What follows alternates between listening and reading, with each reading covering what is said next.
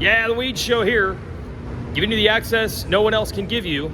This beautiful parking structure I'm in, that is the grandstands of Daytona. Dignitaries who wear nice clothes on TV get to park under here.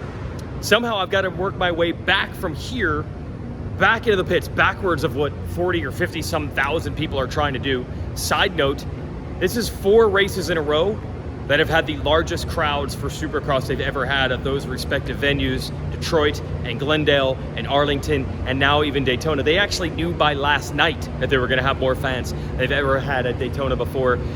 There are so many reasons I think that things are blowing up in this sport right now, but one of them obviously is how competitive the racing has been. This 250 East class is just heating up.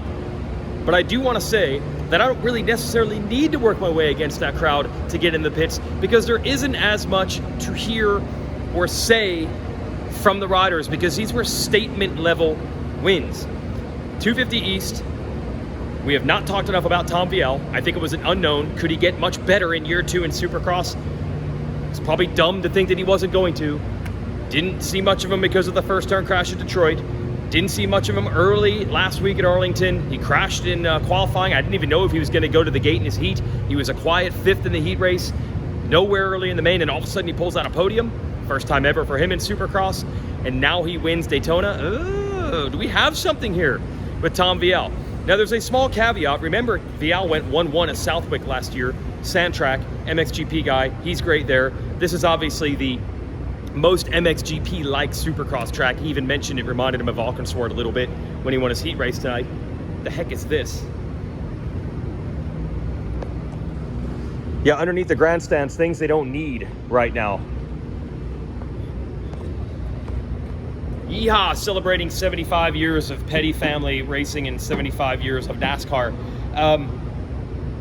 Look, this track has Supercross obstacles. It's not an MXGP race in the sand, but certainly it's the most sandy, tough motocross-like of any Supercross race. So maybe there's a little bump for Vialle, but bottom line is we have not talked about him enough this year, and the rest of the class is completely nutty in points, and that's a good thing, because although the points are still tight on paper in the 450 division, let's be honest, like I said, you don't need to say much, you don't need to hear much. All the talking was done on the racetrack.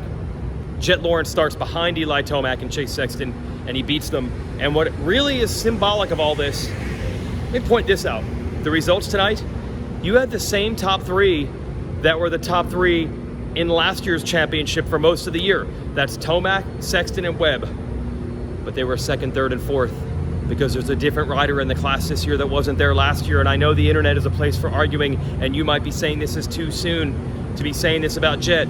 And maybe you're right. Maybe he wads it up next week. But if you don't think that was a statement to come out here at Daytona and beat these guys like he did, you're not listening well enough, because that was a statement. But Jett's not going to say it, because every statement he's made lately has blown up in his face. So you're just letting the riding do the talking. Ah, the famous tunnel at Daytona. This is what it's like to drive in and out of the place. And for the first time in my life, I'm going to make discretion the better part of valor. It's 11:30 at night. I tried to drive back into the track from the front side, and all the traffic is going this way, and I can't get back in, so I turned around and I'm going back out. This is the first Supercross race I've ever attended that I'm not gonna be in the pits till like midnight at the earliest. I guess I'm soft. I guess I'm like learning, maybe working smarter, not harder.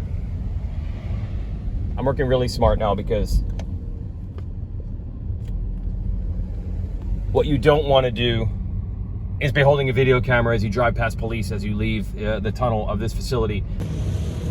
Well, that's it. I couldn't swim upstream. The infield of this track, I was on the 5th floor in our broadcast booth, so you can see the entire infield of the track. It was completely packed. It was filled with campers, filled with people who had parked on the infield. So they were all coming out. I was trying to come in. You can't swim upstream like 5,000 cars to 1. So I had to leave it behind. Never been to the hotel before midnight at a Supercross and a normal Supercross schedule race. But maybe I'm just getting wiser in my years. And if you hear Eli Tomac tell the story on the podium, he was not willing to jump that quad that Jett Lawrence was willing to do. He did start doing it late. He did uncork it late when he got around Sexton late in the race. So I think this is what we always have in these situations. when you start talking, is the guard going to change? It always comes down to this very basic thing. The young guys are willing to take risks. Is that going to come back to haunt them in a long 17 round or even 31 round if you look at the entire season as a whole championship? Or are the other guys not being willing to take the risks the difference between not being able to beat the next guy? And it's racing, right? It can go either way. It's literally the most basic part of racing. Can you go that fast and not crash? Jett's been able to do it most of the time this year. Certainly the crashes he's had haven't been massive enough to wreck his championship hopes. And I guess that's what it comes down to. Will discretion be the better part of valor, or will the kid that's just willing to go to that next level, is that going to succeed? And I can give you a million examples through the years. McGrath and Carmichael and Stu and Damon Bradshaw and Jeff Stanton, and how these battles go, and it's probably 50-50. The risks sometimes pay off or they don't. We'll see. But that's it for me from the racetrack. So I might as well just go in. Here we go. I have my room key. So you've got to get these guys to unlock the doors. Gotcha. Yeah, welcome. You know we're shooting right now. Yeah, you know what we're doing right now. What are we doing? Daytona Supercross, baby. What am I shooting? Weege show. It's the Weege show right now. So, you know what? I've never been in the hotel this early after a race, but I can't get back in. So let's hang out, boys. Come on. What's How up? we doing? Where are you guys Weege from? show, Pennsylvania. Pennsylvania. Did you come? You came here for Bike Week. You came here for Daytona. That's right. Daytona Supercross. Daytona Supercross. Did you bring any bikes down, or is this just Negative. No. Well, we do a quick trip Friday to Sunday. No kidding. Yeah. We got One to day get back off to work. on Monday, yeah. One day off work. Yeah. Fanatics. Yeah. I love it. You guys are having a good time here. Absolutely. So look, I couldn't get back in the pits, so you're gonna have to be my guys post race. All right, let's do it. we got And we know why you didn't get back there. Yeah. Obviously, we saw it. We have a bunch of videos of it. What? Oh, the fans? Oh, yeah. Dude, it was out of hand. Yeah. Wow. Yeah, Big so I couldn't move. Way too dangerous. Yeah, I was on the other side, and I'm like, how am I going to get through all that? Yeah. It couldn't happen. So anyway, look, we all know we were building up. Tomac's starting to stir. yeah. Is he going to take the kid down? Yep. Oh yeah. What do you think of Jett, Tomac, Sexton, all that? Honestly, we've been talking about a couple different opinions. Okay. But he missed the quad the entire night. That was it. Yep. He Changed the missed whole the quad, that whole and that's section. exactly what Eli said. Yeah. Whole section. Yes. And like Yep. he did it when there was 2 minutes and 58 seconds left in the race. And Look he, at you guys. Jett's- And he passed Sexton immediately. Yeah. Yes. But Jett has about 7 on you. Yeah. At Yep. that point, You know Yep. what I mean? Yep. Even though Eli's a Charger and he's done it multiple times here at Yep. Daytona, unfortunately with that track, No. Jett was flawless. He Let's was be flawless. honest. He was flying. JT made the point. Yeah. Tomac might have been as good or better on the entire rest of the track. Yep. Yep. But he said I was One not, section. he's like, I wasn't willing to do that quad. And he wasn't Yeah. until the end. And I like, did it as a once, rider yeah. perspective, I'd love to know why at the end. You know what I mean? Like, is it more or less like I have to?